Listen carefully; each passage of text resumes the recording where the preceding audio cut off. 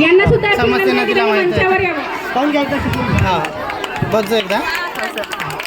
त्यानंतर आपल्या गाडेगाव खुर्द ग्रामपंचायतचे उपसरपंच माननीय श्री दत्ताभाऊ खुपसे यांना अशी विनंती आहे की त्यांनी मंचावर यावं.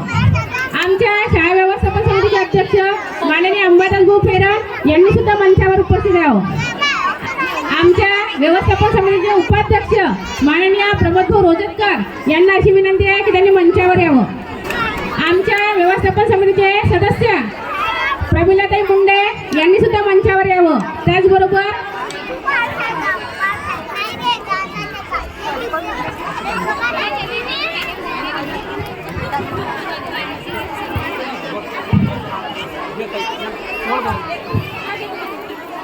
त्याचबरोबर आमच्या व्यवस्थापन समितीचे सदस्य सीमाताई चंदनगोळे यांना सुद्धा अशी विनंती आहे की त्यांनी मंचावर यावं.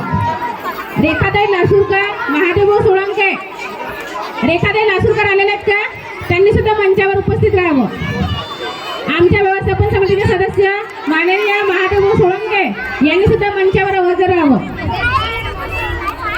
निलेश भाऊ खुपसे हजर असतील तर त्यांनी सुद्धा मंचावर उपस्थित राहावं. आमच्या व्यवस्थापन समितीचे सदस्य विठ्ठलभाऊ गावंडे यांनी सुद्धा मंचावर यावं. आमच्या व्यवस्थापन समितीचे सदस्य श्यामलाताई बोदडे हजर असतील तर त्यांनी मंचावर यावं. श्यामलाताई बोदडे.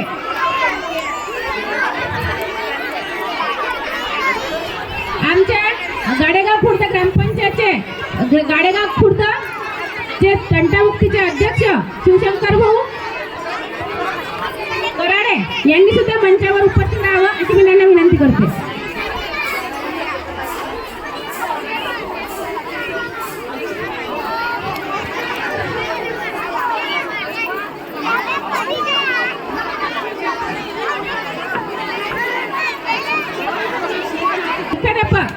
माननीय श्री मोरखडे सर यांना अशी विनंती करते की त्यांनी मंचावर स्थानापन्न व्हावं.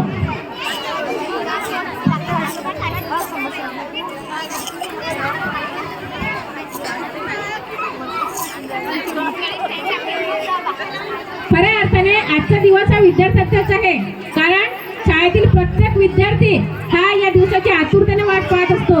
आणि तोच म्हणजे स्नेहसंमेलन. स्नेहसंमेलन म्हणजे कलाविष्कार, स्नेहसंमेलन म्हणजे शुद्ध गुणांचे प्रदर्शन आणि तोच म्हणजे निर्मळ आनंद देणारा क्षण, ज्या दिवशी विद्यार्थी वह्या, पुस्तक, पेन यापासून खूप खूप दूर असतात आणि निर्मळ मनाने आनंद घेत असतात.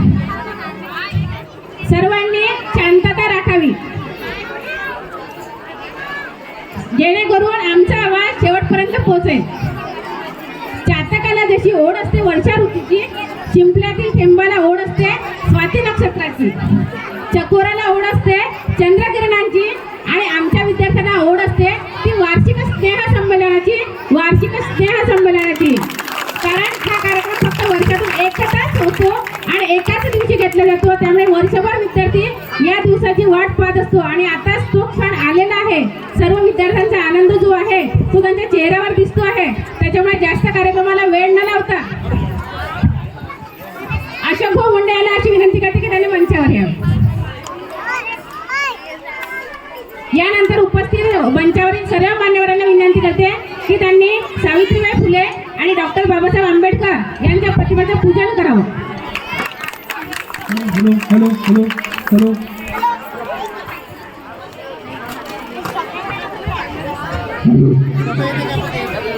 हॅलो हॅलो थोडासा गिरवा करायला लागतो म्हणजे सरकवा लागतो थोडासा. हां बस.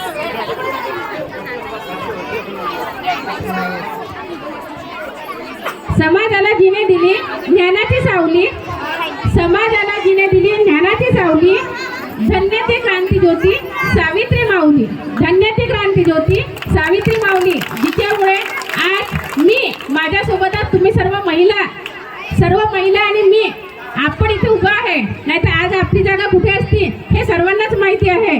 आपल्याला घराच्या बाहेर चार चौकटीच्या बाहेर आणणारी सावित्रीबाई त्यांचं फोटोचं पूजन सुरू आहे. त्याचबरोबर स्वतंत्र भारताला संविधानाचं एवढं मोठं देणारे डॉक्टर बाबासाहेब आंबेडकर यांच्या स्वतः फोटोचं पूजन सुरू आहे.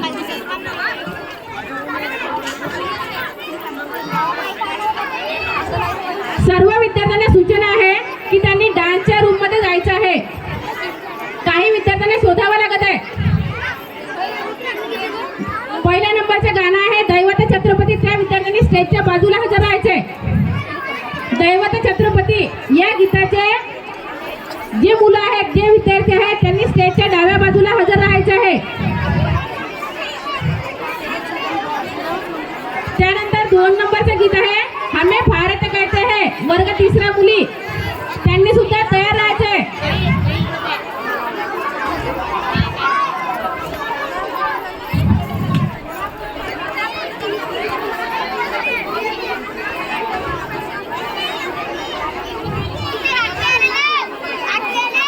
नाही, पहिल्या नंबर आणि दुसऱ्या नंबरच्या गीताचे जे विद्यार्थी आहेत ते डाव्या बाजूला तयार राहतील.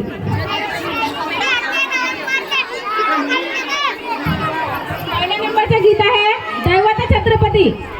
दैवत छत्रपती पहिल्या नंबरचे गीत आहे आणि त्यांनी या बाजूला तयार राहायचं आहे. बाकी सर्व विद्यार्थ्यांनी बसून कार्यक्रम पाहायचा आहे, कारण कार्यक्रम भरपूर मोठा आहे. सर्वच गाणे एकाच वेळेला घेता येणे शक्य नाही. सर्व गाणे एका वेळेला घेणे शक्य नाहीये आणि आपल्याला शेवटपर्यंत कार्यक्रम पाहायचा आहे. हॅलो हॅलो हॅलो हॅलो ती